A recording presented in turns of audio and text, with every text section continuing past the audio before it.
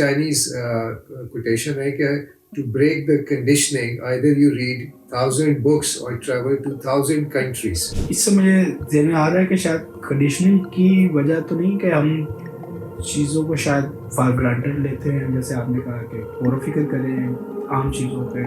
مولانا وحید الدین خان کا ایک بہت ہی خوبصورت آرٹیکل ہے، اس کا ٹائٹل یہ تھا کہ آج کی تازہ خبر. اچھا. تو اس میں لکھا ہے کہ آج کی، اگر آپ کسی سے پوچھیں کہ آج کی سب سے بڑی خبر کیا ہے، ارتھ اور اس کا جو سولر سسٹم ہے وہ پیسفل ہے، rest of the universe is not friendly. وہاں آپ کہیں بھی نہیں رہ سکتے. It's like mind going. مولانا غالباً کہتے ہیں سیکر والا مائنڈ سیٹ ہونا ضروری ہے. تو یہ سیکر کے بارے میں آپ کی کیا رائے ہے کہ ایک انسان کو سیکر ہونا چاہیے؟ کیونکہ بچوں میں ہم بہت زیادہ دیکھتے ہیں کریوسٹی، جستجو چیزوں کو.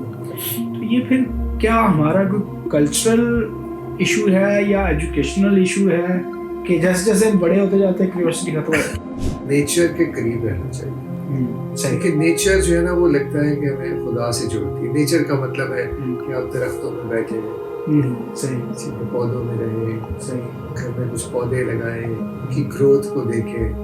یہ قرآن میں بھی ہے نا کہ ایک بیج جو بالکل ڈیڈ ہوتا ہے تو اللہ تعالیٰ اس میں کس طرح سے اس کو ایک پودا اور پھر ایک درخت بنا دیتے ہیں. کانشیس ڈسکوری آف گاڈ ہے نہ ہونے کی بڑی وجہ شاید یہ بھی ہے کہ ہم اب جیسے کوسموپولیٹن سٹیز بڑی بڑی ہیں اور ایک کنکریٹ کا جنگل ہے، اس پہ ہم نے مصنوعی پودے بھی لگا لیے ہیں، لیکن مصنوعی پودے کا مسئلہ یہ ہوتا ہے کہ ہمارے سامنے پھلتے پھولتے نہیں ہیں. ہم وہ جو میجک ہے، میجک لفظ اس لیے استعمال کر رہا ہوں کہ ابھی تک اس کی توجیہ اس طرح ہمیں نہیں پتا.